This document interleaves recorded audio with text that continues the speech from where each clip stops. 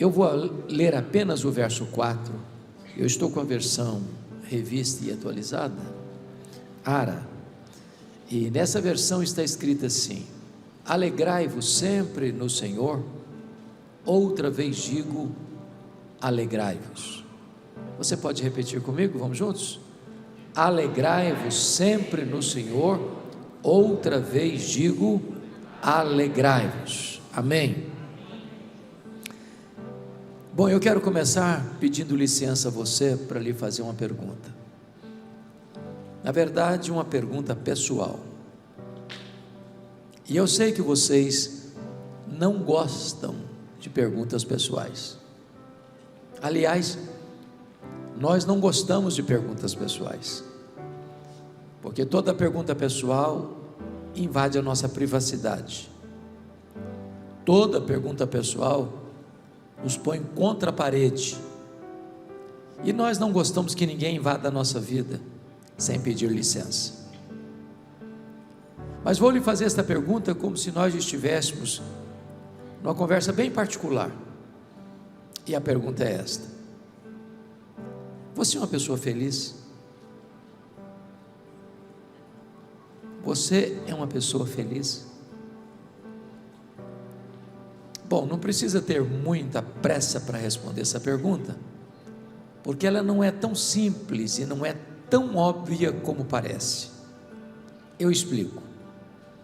Em 1991, nós fomos visitar a missão Quacis-Abantu, na África do Sul, onde aconteceu um grande avivamento, nos idos de 1966, e uma das pessoas que nos acompanhava, perguntou à esposa de um missionário daquela missão: você é submissa ao seu marido? A mulher deu uma resposta inteligentíssima. Ela respondeu assim: eu posso lhe garantir que meu marido me ama, mas se eu sou submissa a ele ou não, essa pergunta não tem que ser feita a mim, tem que ser feita a ele. E eu gostei da resposta. Então vou mudar minha pergunta. Seu marido pode garantir que você é uma mulher feliz? Sua mulher pode garantir que você é um homem feliz? Lá em Provérbios 31 diz que os filhos da mulher virtuosa se levantavam e diziam assim: mamãe é uma mulher ditosa, mamãe é uma mulher feliz. Seus filhos podem dizer isso a seu respeito? Seus pais podem dizer isso a seu respeito? Seus amigos, seus colegas de trabalho, os membros da sua igreja podem dizer isso a seu respeito? Bom, é provável que a essas alturas você já esteja criando alguns mecanismos de defesa aí no seu coração, dizendo: pastor, está me fazendo essas perguntas porque não conhece a minha história. Se eu contar a minha vida, até pedra chora. Ou talvez você até argumente assim: mas dá para ser feliz no mundo de hoje, com tanta guerra, tanta violência, tanta maldade, tanto terrorismo, tanta corrupção, tanta vaidade humana? Dá para ser feliz? Quando penso nisso, vem à minha mente o fato de que Paulo escreveu essas palavras não hospedado num hotel 5 estrelas em Roma. Paulo escreveu essas palavras preso, algemado, acusado injustamente pelos seus irmãos, os judeus. E é nessa conjuntura que ele diz: alegrai-vos sempre no Senhor, outra vez digo, alegrai-vos. E ele nos ensina 3 coisas aqui. Primeiro, a alegria do cristão não é uma mera possibilidade, é uma ordem absoluta do próprio Deus. A alegria aqui não é substantivo, é verbo, e verbo no imperativo. Você e eu não temos o direito de sermos uma pessoa triste, porque ser uma pessoa triste é um pecado. É um pecado de desobediência a uma ordem expressa de Deus. Isso porque o evangelho que nos alcançou é boa nova de grande alegria. O reino de Deus que está dentro de nós é alegria no Espírito Santo. O fruto do Espírito é alegria. A ordem de Deus é alegrai-vos, e a alegria do Senhor é a nossa força. Agora me permita uma pergunta bem básica: você tem problema na sua vida? Ou só eu que tenho na minha? Às vezes alguém fica doente na sua família também, ou só na minha que fica? De vez em quando a grana fica curta lá também, ou só na minha que fica? Quando Paulo diz assim, alegrai-vos sempre, o que ele está querendo dizer? Que a alegria do cristão, além de ser imperativa, é também ultra circunstancial. Porque está tudo bem, estar feliz, porque está tudo bem, até o ateu consegue. A grande questão é ser feliz, apesar das dificuldades da vida. Notem que eu não perguntei para vocês no começo, se você está feliz. Eu não fiz essa pergunta, se você está feliz. A pergunta que eu fiz foi, você é uma pessoa feliz? Porque estar feliz é uma situação passageira, circunstancial. Agora, ser é aquilo que somos em essência. Me permita explicar. Acho que todos vocês já ouviram falar de um rico advogado de Chicago, do século XIX, chamado Horatius Spafford. Esse advogado foi levado a Cristo por Dwight Lyman Moody. Esse homem tinha 5 filhos, 4 meninas e um menino. O menino era o caçula. Ele enfrenta uma grande dificuldade quando o seu filho caçula morre. Se não bastasse essa situação tão difícil, acho que vocês já leram sobre isso, quando Moody fazia uma campanha evangelística em Chicago, houve um terrível incêndio, milhares de prédios, milhares de casas destruídos, centenas de pessoas mortas. O Dr. Horatius Spafford perde grande parte da sua riqueza nesse incêndio. Sabendo que Moody, e era amigo pessoal dele, estava fazendo uma campanha evangelística na Inglaterra, Dr. Horatius Spafford resolve viajar para a Inglaterra com a esposa e as 4 filhas para passar um tempo com Moody. Na véspera da viagem, ele não pôde embarcar por negócios em Chicago, e ele manda a esposa e as 4 filhas de Chicago para Nova York, onde pegariam um navio rumo à Inglaterra. Aquele navio naufragou, 292 pessoas morreram. Sua esposa mandou-lhe um telegrama, salva, porém só. As 4 filhas morreram naquele naufrágio.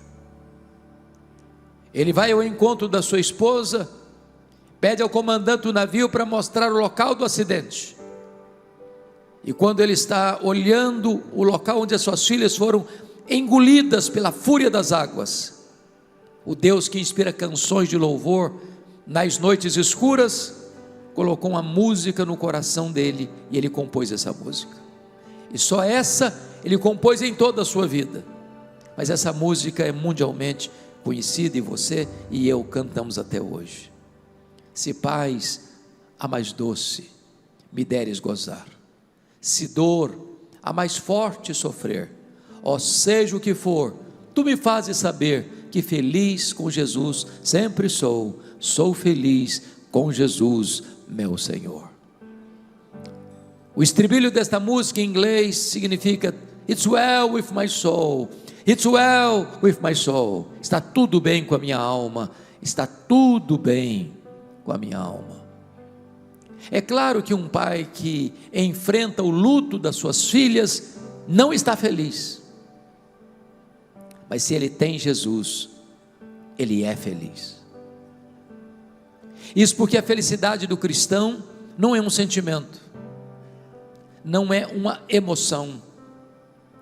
A felicidade do cristão não é apenas presença de coisas boas, nem apenas ausência de coisas ruins. A felicidade do cristão é uma pessoa. A felicidade do cristão é Jesus. Se você tem Jesus, você é uma pessoa feliz. Se você não tem Jesus, você pode até ter momentos felizes, mas a felicidade não existe aí, porque a felicidade tem nome e tem endereço. É Jesus, é Jesus, é Jesus. Portanto, a alegria do cristão é imperativa, ultra circunstancial e cristocêntrica.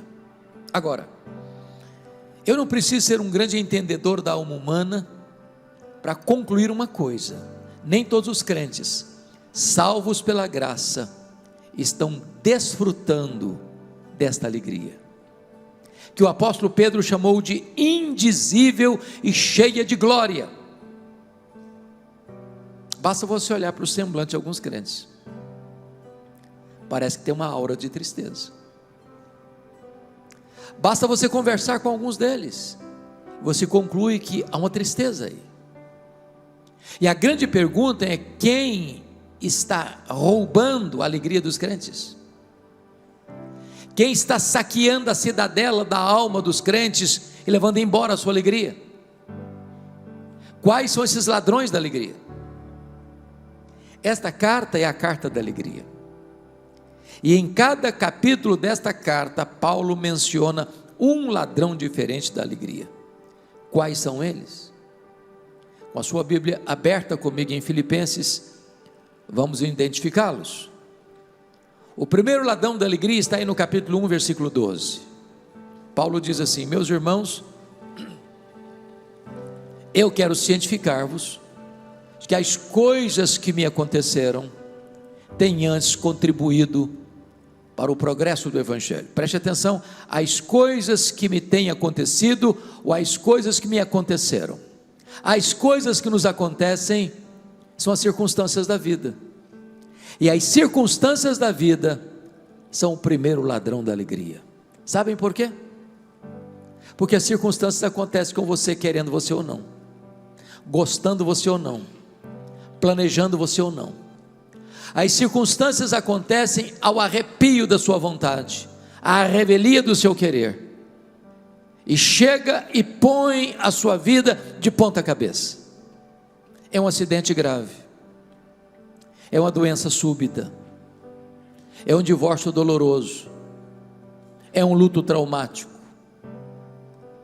é uma traição amorosa, é uma rasteira do sócio da empresa, é um filho criado no Evangelho que se envolve com drogas, é uma garota criada na casa de Deus e de repente se envolve com uma pessoa completamente avessa ao Evangelho e vira as costas para Deus.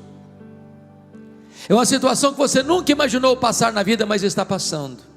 Circunstâncias, circunstâncias, circunstâncias. Você vai ao médico por exame de rotina, descobre que está com a doença grave. O casamento de 10, 15, 20 anos, que de repente acontece um fato, transtorna tudo e o casamento acaba.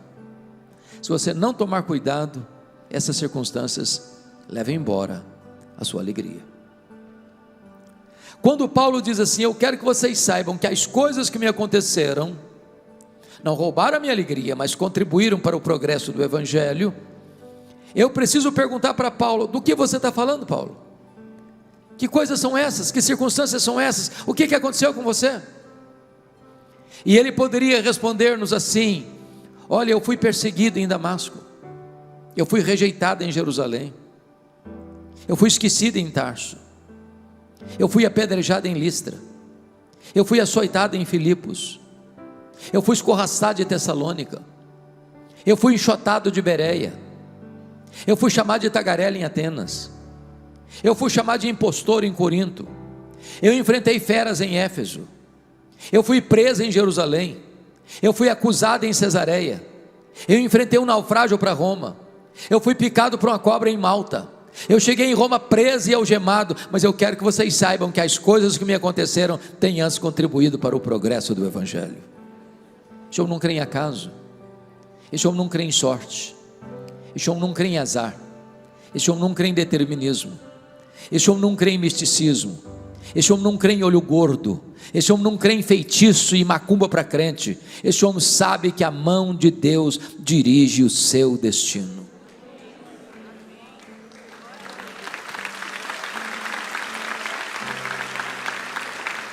Porque ele está preso em Roma, ele compartilha isso em Filipenses 1. 3 coisas aconteceram. Primeiro, as igrejas foram mais encorajadas a pregar. Quando viram Paulo preso e eles livres, e Paulo trabalhando mais que eles, se mexeram. Porque Paulo entende uma coisa: se ele estava preso, só tinha mudado do campo missionário. Ele era embaixador em cadeias, era um prisioneiro de Cristo. Porque Paulo estava preso. Em segundo lugar, diz ele que toda a guarda pretoriana tomou conhecimento das suas cadeias em Cristo. Ou seja, Paulo estava lá como um cidadão romano e um prisioneiro de César. E a guarda pretoriana era a elite da soldadesca de Roma. Eram os soldados da mais alta patente do império. Eram 16 mil soldados no alto escalão do trabalho militar de Roma.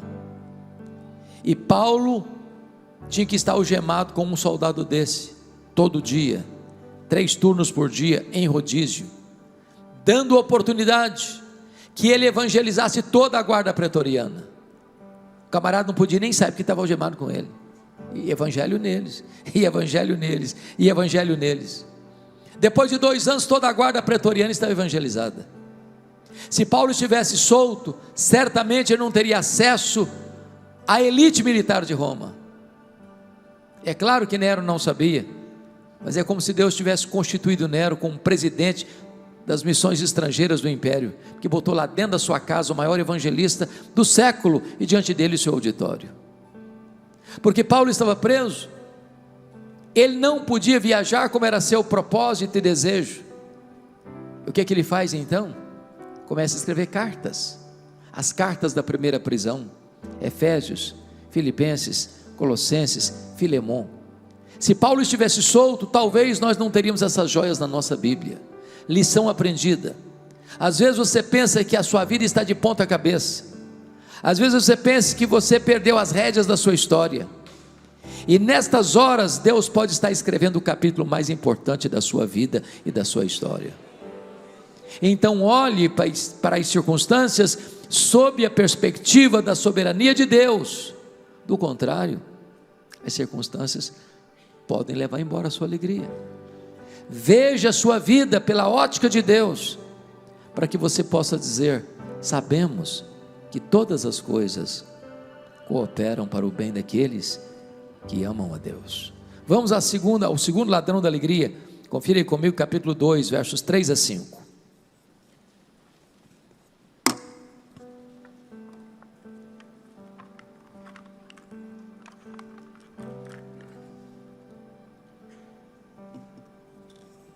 Paulo diz assim: nada façais por partidarismo ou vanglória, mas por humildade, considerando cada um outro superior a si mesmo.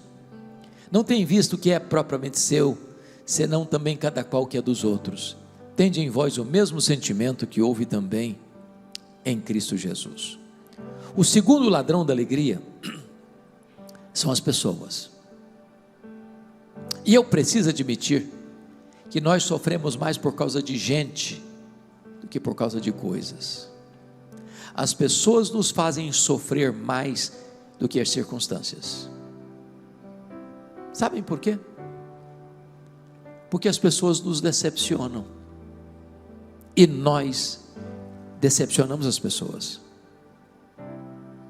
Nós não somos uma pessoa perfeita, nós não viemos de uma família perfeita, nós não nos casamos com uma pessoa perfeita, nós não temos filhos perfeitos, nós não frequentamos uma igreja perfeita. Logo, mais hoje ou mais amanhã, nós vamos ter motivos de queixas uns contra os outros. Por isso, é impossível ter vida saudável, ter casamento saudável, ter família saudável, ter igreja saudável, sem o exercício do perdão. Quem não perdoa, adoece. Quem não perdoa não tem saúde emocional, não tem saúde física, não tem saúde espiritual.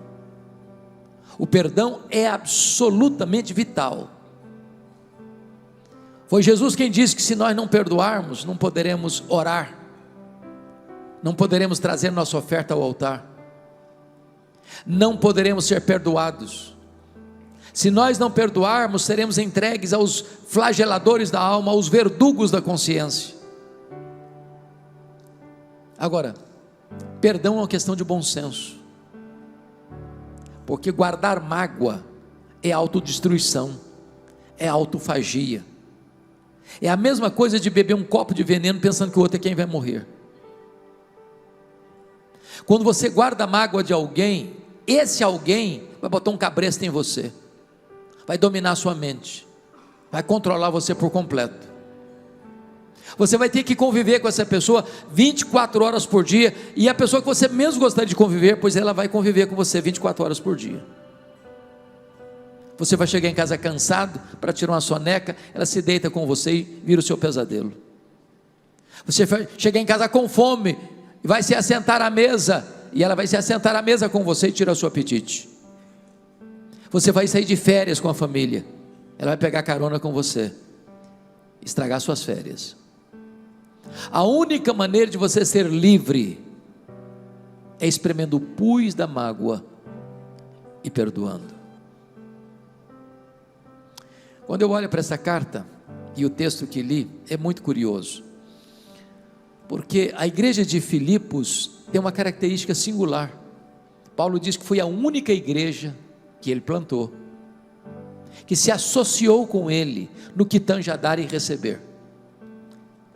Essa igreja, por exemplo, ajudou o Paulo quando ele estava plantando a igreja de Tessalônica, 2 vezes, socorrendo Paulo financeiramente.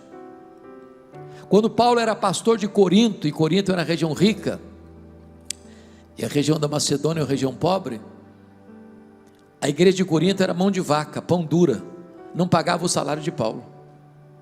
Foi preciso que a igreja da Macedônia, inclusive Filipos, bancasse Paulo, suprindo as necessidades de Paulo lá em Corinto. E essa igreja fez isso. Quando Paulo estava preso em Roma, essa igreja ajudou Paulo em Roma, portas para fora, era uma igreja missionária, uma igreja abençoadora. Agora, portas para dentro, um problema, o pau quebrava. Notem comigo capítulo 4, verso 2. Pasmem vocês, até as mulheres da igreja estavam brigando. Paulo diz: rogo a Evódia, rogo a Sintique, pensem concordiamente no Senhor. Brincando um pouco com vocês, dizem que quando as mulheres da igreja começam a brigar, é porque a coisa está feia mesmo. Já imaginaram isso? 2 líderes da igreja não se entendem mais, não sentam juntas mais, não trabalham juntas mais, não conversam mais, não se entendem mais. Tinha gente na igreja de Filipos que trabalhava na igreja desde que ele aparecesse, os holofotes tinham que estar em cima dele, vanglória. Tinha gente na igreja de Filipos que trabalhava desde que o grupinho dele aparecesse, partidarismo. Tinha gente na igreja de Filipos que era narcisista, só pensava nele mesmo e não no que era dos outros. Eu acho que tinha gente dizendo para Paulo assim: ô Paulo, você que não está aqui, Paulo, tem gente aqui nessa igreja que dá azia em copo de bicarbonato. Não dá não, Paulo. Aí Paulo diz assim: então tende em vós o mesmo sentimento que houve também em Cristo Jesus, porque ele, sendo Deus, não julgou como usurpação ser igual a Deus, antes a si mesmo se esvaziou, assumindo a forma de servo, humilhando-se até a morte e morte de cruz. E quando ele estava lá na cruz e olhou para as pessoas que cuspiram nele, que esbordoaram a sua cabeça, que escarneceram dele, Jesus disse: Pai, perdoa-lhes, porque não sabem o que fazem. Eu quero encorajar você a fazer uma visita, a mandar uma mensagem e tomar a decisão de perdoar. Porque se você ficar guardando mágoa, ruminando amargura no seu coração, as pessoas vão roubar a sua alegria. A única maneira de você ter saúde espiritual, física e emocional é exercendo perdão. Vamos ao terceiro ladrão? Confira comigo capítulo 3, versículo 19. O destino deles é a perdição, o Deus deles é o ventre, a glória deles está na sua infâmia, visto que só se preocupam com as coisas terrenas. O terceiro ladrão da alegria, eu acho que não tem nem aqui em Sorocaba. Preocupação com dinheiro. Dinheiro em Sorocaba não é problema, né? É solução. Mas me permita uma pergunta bem honesta e básica. Alguma vez você já discutiu com a sua mulher por causa de dinheiro?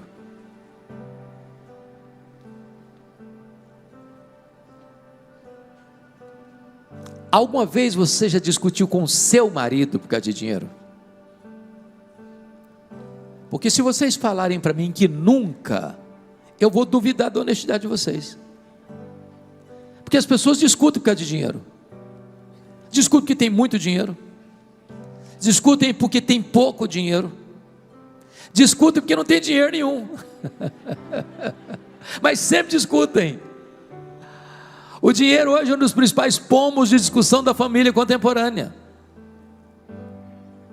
O dinheiro é muito mais do que uma moeda. O dinheiro é entidade. É um ídolo. É mamon. Aliás, a única entidade que Jesus chamou de Senhor não foi César, não foi o diabo, foi dinheiro. Jesus, ninguém pode servir a dois senhores, a Deus e as riquezas. Por amor a dinheiro, tem muita gente que casa, tem muita gente que descasa. Por amor a dinheiro, tem muita gente que mente, tem muita gente que corrompe, tem muita gente que é corrompida. Por amor ao dinheiro, tem muita gente que mata, tem muita gente que morre, tem muita gente que vende alma para o diabo por causa de dinheiro. Porque algumas pessoas só se preocupam com as coisas terrenas. Gente que levanta de madrugada, que vai dormir tarde, que come penosamente o pão que granjeiam, gente que não tem tempo para Deus, gente que não tem tempo para o cônjuge, gente que não tem tempo para os filhos, gente que não tem tempo para a família, gente que não tem tempo para a igreja, porque só se preocupa com as coisas terrenas. Gente que todo dia se prostra diante de mamon.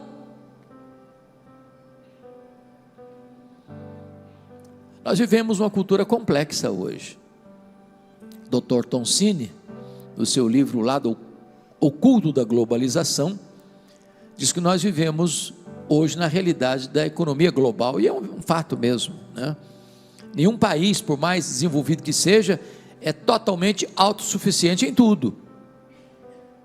Nós estamos conectados nessa grande rede de relacionamento econômico. Por exemplo, num abalo lá na bolsa de Nova York, de Singapura, você sente o tremor no seu bolso, aqui e agora. Porque a economia é global. E nessa economia global, mais de 50% da riqueza do planeta está nas mãos de pouco mais de 100 empresas particulares. Por exemplo, há empresas mais ricas do que países. A Toyota é mais rica do que a África do Sul. A GM é mais rica do que a Noruega. O Walmart é mais rico do que dezenas de países. E nessa economia global, as empresas querem mais do seu tempo e mais do seu dinheiro. Se você vai se arrebentar, se a sua família vai se arrebentar, não interessa, essa máquina tem que girar, e para essa máquina girar, você tem que consumir mais, e nós mergulhamos de cabeça no consumismo. Por exemplo, na década de 50, nós consumíamos 5 vezes menos do que consumimos hoje. Não éramos menos felizes por isso. Na década de 70, 70% das famílias dependiam apenas de uma renda para manter toda a família. Hoje, mais de 70% das famílias dependem de 2 rendas para manter o mesmo padrão. Ou seja, o luxo do ontem tornou-se necessidade do hoje. Eu já vi coisas estranhas, acho que vocês também. Eu já vi uma criança que ainda não aprendeu a falar papai e mamãe, ganhar um telefone celular top de linha. Eu não sirvo de referência, porque fui criado na roça, pé no chão. O único brinquedo que eu tive comprado em loja foi um carrinho de plástico de 5ª categoria. O que eu posso lhes garantir é que eu sobrevivi, e nem fiquei traumatizado por causa disso. Hoje, via de regra, quando uma criança nasce, ela já tem mais brinquedo que ela consegue brincar a vida inteira. Você dá um brinquedo para uma criança hoje, ela brinca longas 2 horas, encosta no canto, vira sucata e quer outro.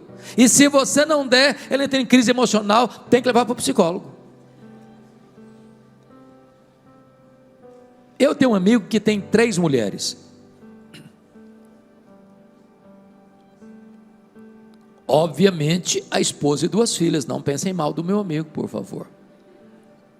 Num dia de casamento, elas disseram assim para ele: temos que comprar sapatos novos. Mas é claro, ninguém duvida disso. Casamento é tudo novo. Mas antes de ir para a loja, ele disse assim para elas: vamos dar uma olhadinha no que nós já temos? Abriu um closet, contou 151 pares de sapatos. Tinha que comprar mais. Alguém diz: o que significa isso? Centopeia? Não, não é centopeia não, é consumismo. Então eu vou lhe dar uma definição de consumismo. Consumismo é quando você compra o que você não precisa, às vezes com dinheiro que você não tem, para impressionar pessoas que você não conhece. Porque algumas pessoas só se preocupam com as coisas terrenas. John Rockefeller, que foi o primeiro bilionário do mundo, disse algo interessante. Ele disse assim: o homem mais pobre que eu conheço é o homem que só tem dinheiro. E disse mais: o homem mais feliz que eu conheço chega em casa cheirando graxa, como um bom prato de arroz com feijão, e dorme a noite toda bem dormida. Quando Rockefeller morreu, um curioso foi ao cemitério para perguntar para o contador dele qual era a fortuna, a riqueza que o Rockefeller tinha granjeado e deixado.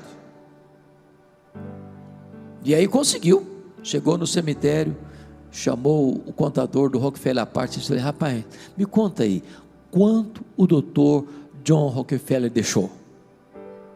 O contador, muito surpreso, olhou para ele e disse: você não sabe? Eu não sei, me conta. Rapaz, ele deixou tudo, ele não levou nem um centavo.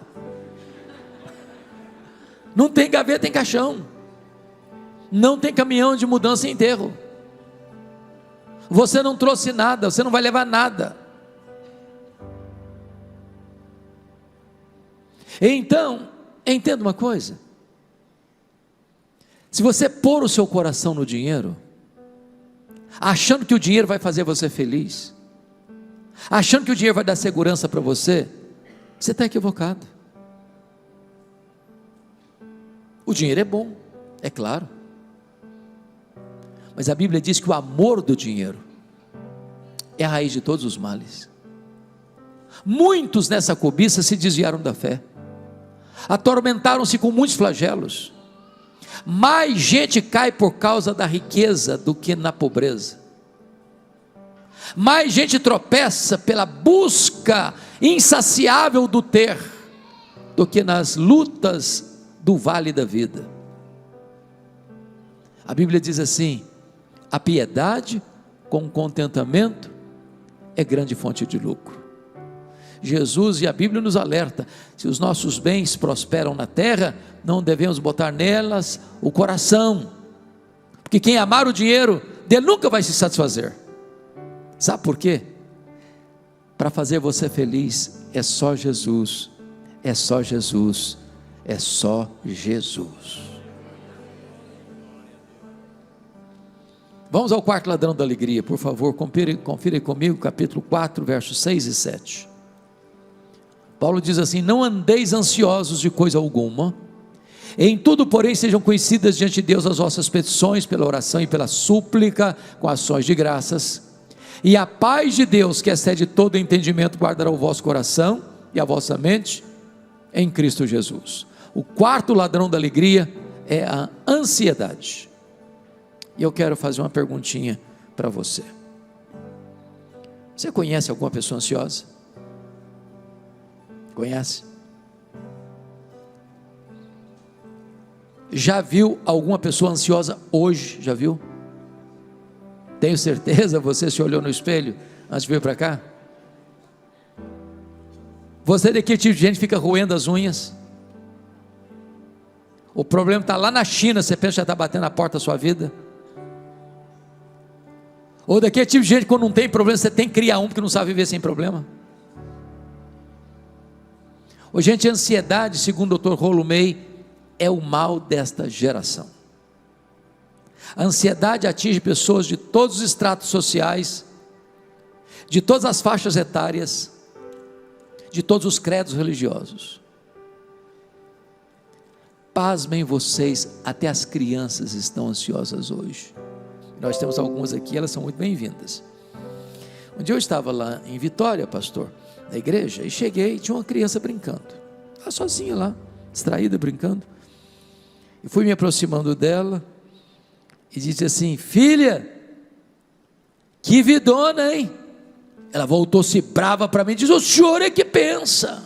A coitadinha estava estressada. Estressada. Sabe o que significa a palavra ansiedade no grego? Estrangulamento. Apertar o pescoço. Tira o oxigênio. Tem muita gente assim. E Jesus foi categórico em afirmar que a ansiedade é inútil. Por mais ansioso que você esteja, você não pode acrescentar um côvado, 45 centímetros, ao curso da sua vida. Mas sabe por que é inútil? Porque 70% dos assuntos que nos deixam ansiosos nunca vão acontecer. A gente sofre antecipadamente, desnecessariamente. E se o problema vier a acontecer, vai sofrer duas vezes, já sem forças para enfrentá-lo. Segundo, a ansiedade é prejudicial. Porque o que é ansiedade? Alguém já disse o seguinte, que depressão, excesso de passado. Estresse, excesso de presente. E ansiedade, excesso de futuro. Alguém já disse que ansiedade é ser crucificado entre dois ladrões: a culpa do passado e a preocupação do futuro. Então o que é ansiedade? É você antecipar um assunto que não está acontecendo ainda e sofrer por ele, como se já estivesse acontecendo, quando na verdade 70% desses assuntos nem vão acontecer, pelo menos no momento. Quando eu era seminarista aqui em Campinas, um dia eu levantei para beber água, só tinha um bebedouro no corredor, no fundo do corredor, e eu fui caminhando vagarosamente para não acordar ninguém. Quando passo na frente do quarto de um colega e a porta estava aberta, de madrugada, e quando eu olhei ele estava chorando, mas chorando convulsivamente. E eu entrei apressadamente e perguntei: o que aconteceu? Morreu alguém da sua família? E ele respondeu: eu estou com medo da minha mãe morrer. Falei: em qual hospital que ela está? Qual o problema dela? Ele disse: não, ela não está doente não, eu estou com medo de ela morrer um dia. Falei: mas assim não dá, varão, deixa a sua mãe viver, ué. Hoje a gente tem mais de 40 anos e essa mulher está viva até hoje. Ansiedade. Pior do que esse, foi uma mãe que entrou no meu gabinete pastoral, com uma filhinha de 3 anos no colo. chorando muito, mas não era a criança chorando não, a mãe chorando. Quando a mãe acalmou, disse: o que aconteceu, qual o problema? Ela disse: eu estou com medo da minha filha crescer e não casar. Falei: minha filha, mas deixa a menina crescer primeiro, ela nem cresceu ainda. Ansiedade. Jesus foi mais além e disse: a ansiedade é um gesto de incredulidade, porque os gentios que não conhecem a Deus é que se preocupam: que comeremos, com que nos vestiremos? Vós deveis buscar em primeiro lugar o reino de Deus e a sua justiça, e as demais coisas vos serão acrescentadas. Eu fico olhando isso sobre a questão de preocupação com o que vou comer amanhã. Aí Jesus diz que os pássaros são teólogos, pedagogos, que nos ensinam. Pássaro não semeia, pássaro não colhe, pássaro não tem geladeira, pássaro não tem despensa, pássaro não tem celeiro. Já viu por aí algum passarinho depressivo? Chorando. Por que está chorando? Porque eu não sei se eu consigo arrumar comida amanhã. Canta, nunca faltou comida para ele. Aí Jesus disse: você está preocupado com o que você vai vestir amanhã? Dá uma olhadinha para as flores. Aliás, não precisa pegar flor chique não precisa ser uma tulipa não, olha os lírios do campo. Nem Salomão em toda a sua glória se vestiu como qualquer deles. Agora, vocês valem muito mais do que passarinho e flores. Vocês são a menina dos olhos de Deus.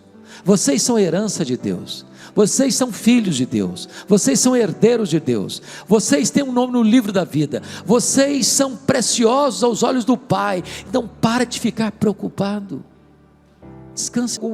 Precisa botar a legenda? Está claro, tá não? É coisa alguma. Em tudo, porém, sejam conhecidas diante de Deus as vossas petições, pela oração, pela súplica, com ações de graças. Agora preste atenção, a palavra oração aqui é a mesma palavra no grego para adoração. Então Paulo está ensinando 3 remédios para ansiedade. Primeiro remédio: você adora a Deus por quem Deus é. Segundo remédio: você suplica a Deus porque Ele é seu Pai. Terceiro remédio: você agradece a Deus por aquilo que Ele já está fazendo na sua vida. Agora vamos entender isso aqui. Se a palavra oração é a mesma para adoração, você adora a Deus por quem Deus é. Então preste atenção que eu vou atender o pedido de Paulo. Eu vou fazer uma oração de adoração para resolver o problema da ansiedade no meu coração. E eu chego para Deus para adorar. Ele diz: meu Deus, eu quero te adorar porque Tu és o Deus da minha vida. Tu és o meu Criador, Tu és o meu provedor, Tu és o meu protetor, Tu és o meu consolador, Tu és o meu redentor. Eu quero te adorar porque Tu és o único Deus vivo e verdadeiro. Tu és o Deus autoexistente, Tu és o Deus imenso, Tu és o Deus infinito, Tu és o Deus eterno, Tu és o Deus imutável, Tu és o Deus onipotente, Tu és o Deus onisciente, Tu és o Deus onipresente, Tu és o Deus transcendente, Tu és o Deus soberano. Eu quero te adorar porque Tu és o Deus justo, fiel, verdadeiro, misericordioso. Eu quero te adorar porque Tu és a minha alegria, porque Tu és a minha paz, porque Tu és a minha justiça, porque Tu és a razão da minha vida, em nome de Jesus, amém. Aí eu termino essa oração e digo assim para Deus: oh Senhor, mas eu estou tão ansioso. Não combina mais, não combina mais. Quem é o seu Deus? Voltar. O seu Deus é aquele que olha para as nações da terra e considera todas elas como um pingo que cai de um balde, como um pó numa balança de precisão, como um vácuo, como nada, como menos do que nada. Este é o seu Deus, este é o seu Pai que está lhe dizendo nesta noite: não ande ansioso de coisa alguma. Mas você resolve o problema da ansiedade no seu coração quando você compreende que esse Deus Todo-Poderoso é o seu Pai, e que Ele ama você, e que Ele conhece você, que Ele conhece o seu nome, que Ele conhece o seu endereço, que Ele conhece o seu passado, que Ele conhece o seu presente, que Ele conhece o seu futuro, que Ele conhece as suas lágrimas, que Ele conhece as suas dores, que Ele conhece os seus gemidos, que Ele conhece as suas necessidades, antes que elas cheguem a você, Ele sabe do que você precisa. Então ponha nas mãos dEle esse fardo pesado que enverga você, e deixe essa ansiedade aos pés do Senhor Jesus, porque Ele tem cuidado da sua vida. Mas em terceiro lugar, você resolve o problema da ansiedade quando você começa a dar graças a Deus por aquilo que já tem feito na sua vida. Talvez você diga: pastor, mas eu estou passando uma situação tão difícil, como é que eu vou dar graças? Talvez nós pudéssemos fazer um inventário das bênçãos de Deus nesta noite. Quanto vale o fato de você estar aqui hoje e não estar num CTI de hospital? Quanto vale o fato de você ter pernas que se movimentam e não estar numa cadeira de rodas? Quanto vale você ter braços para trabalhar, para abraçar? Quanto vale isso? Quanto vale o fato de seu cérebro estar funcionando e você não estar vegetando,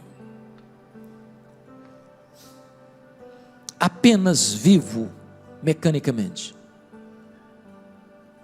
Quanto vale o fato de seus olhos estarem funcionando e você está vendo nessa noite?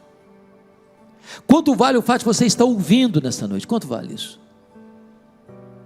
Quanto vale o fato de o seu coração estar bombeando sangue para o seu corpo e você está vivo aqui hoje? Quanto vale? Quanto vale o fato de os seus pulmões estarem funcionando e você não está numa máquina de respiração mecânica? Quanto vale isso? Quanto vale você ter 2 rins que estão filtrando as impurezas do seu corpo e você não está hoje numa máquina de hemodiálise? Quanto vale isso? Quanto vale o fato de seu estômago funcionar, processando os alimentos, dando vida e saúde para o seu corpo? Quanto vale isso?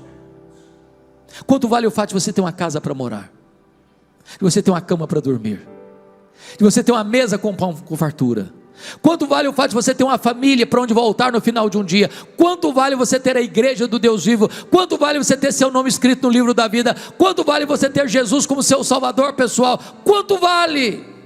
Então pare de murmurar, pare de reclamar e comece a dar graças a Deus, e não haverá mais espaço para ansiedade no seu coração.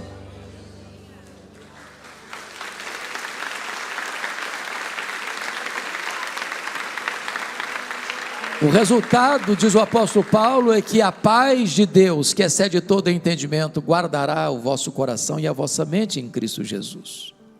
A palavra guardará aqui é montar guarda, montar sentinela.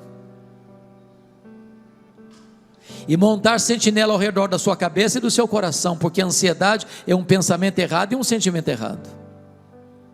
Quando a paz de Deus, como uma soldadesca celestial, protege a sua cabeça e o seu coração, a ansiedade não consegue entrar mais.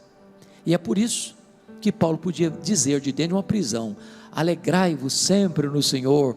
Outra vez digo, alegrai-vos. Eu quero terminar com 2 breves aplicações. A primeira delas, há muito tempo, pastor Flávio, eu fui ouvir um pregador muito conhecido, muito renomado, com muita expectativa no meu coração. E quando lá cheguei, aquele pregador disse assim para o auditório: o projeto de Deus na sua vida é fazer você santo e não fazer você feliz. E eu tomei um susto, porque a primeira parte eu entendi perfeitamente: sede santos, porque eu sou santo.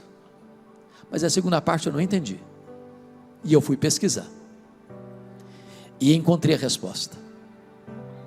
Eu acho que quem melhor entendeu isso foram os nossos irmãos puritanos da Inglaterra, lá no século 17, quando eles fizeram a seguinte pergunta: qual é o fim principal do homem?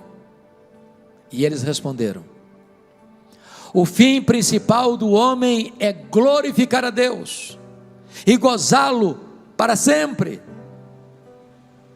Aí eu tenho que concordar com o pastor batista John Piper, quando ele disse o seguinte: o problema do homem não é a busca da felicidade, não é a busca do prazer, não é o hedonismo.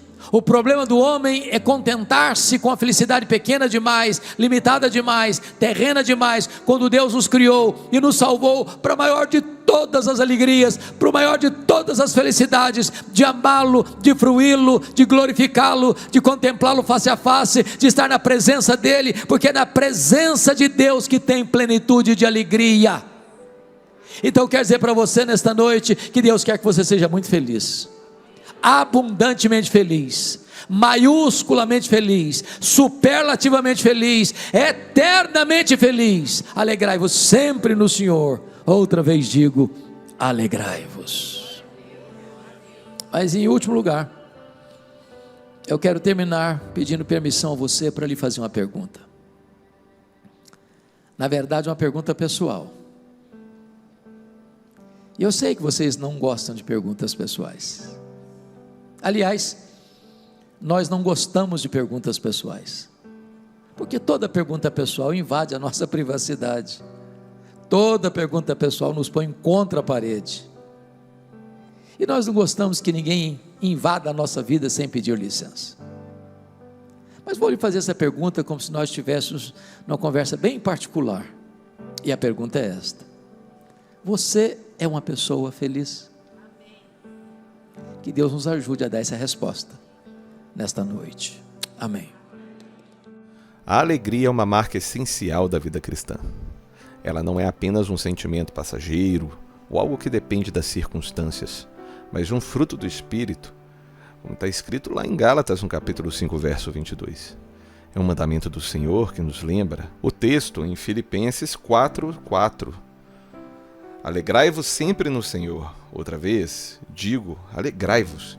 Isso significa que a alegria é uma escolha consciente e possível mesmo quando as situações estão ruins ou mesmo controversas na sua vida. Mas como vencer os ladrões da alegria que tantas vezes nos cercam? Vamos refletir um pouquinho sobre isso.